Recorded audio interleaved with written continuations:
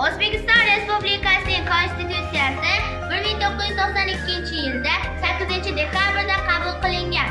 O'zbekiston Respublikasining Konstitutsiyasi 6 bo'lim, 27 bob, 155 moddadan iborat. Birinchi bo'lim asosiy prinsiplar. Ikkinchi bo'lim inson va fuqarolarning asosiy huquqlari, erkinliklari va burchlari. Uchinchi bo'lim jamiyat va shaxs. To'rtinchi bo'lim ma'muriy, hududiy va davlat tuzilishi. Beshinchi bo'lim davlat hokimiyatining tashkil etilishi. Oltinchi bo'lim konstitutsiyani o'zgartirish tartibi.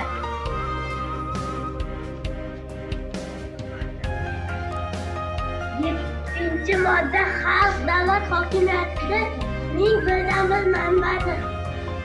Birinchi modda O'zbekiston bosh qonunining respublika shakliga ega bo'lgan suveren, demokratik, huquqiy, ijtimoiy va dunyoviy davlat.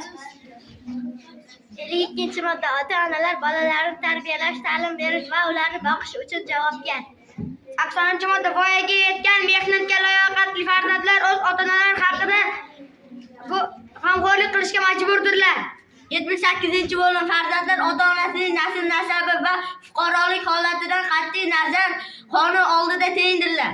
50-chi modda har kim ta'lim olish huquqiga ega. Davlat uzluksiz ta'lim tizimi uning har xil turlari va shakllari davlat va nodavlat ta'lim, davlat tashkiloti, maktabgacha ta'lim, tarbiya shart-sharoitlar yaratadi.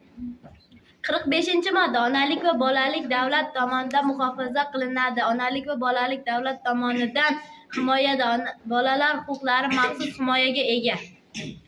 27-chi modda har kim erkin va shaxsiy daxlsizlik huquqiga ega. 4-chi modda O'zbekiston Respublikasining davlat tili o'zbek tilidir. 43-chi modda huquqlarni himoya qilish. Davlat fuqarolarining, jumladan bolalarning huquq va erkinliklarini himoya qilish. 153-chi modda O'zbekiston Respublikasining xavfsizligi uchun yetarli darajada qurolli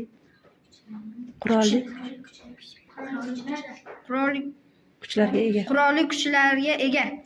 6-chi modda O'zbekiston Respublikasining poytaxti Toshkent shahri. 47-chi modda har kim uy-joyli bo'lish huquqiga ega. 41-chi modda har bir shaxs mulkdor bo'lishga ega. 53-chi modda har bir shaxs sudga, davlat organlariga murojaat qilib, o'z huquqlarini himoya qila oladi. 33-chi modda har kim fikrlash va so'z huquqiga ega. 2-chi modda davlat xalq irodasini ifoda etib, uning manfaatlariga xizmat qiladi.